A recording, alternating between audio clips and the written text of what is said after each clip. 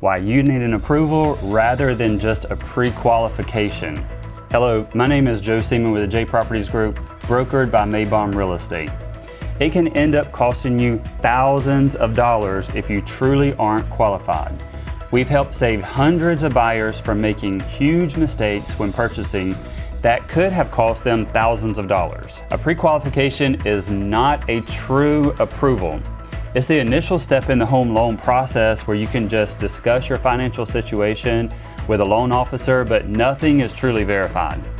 The approval is where the buyer actually provides the lender with the necessary documentation to tell them what they are approved for, which loan product is the best option for them, and give the buyer a better idea of the interest rate. You may want to go through the entire approval process before we start on the house hunt.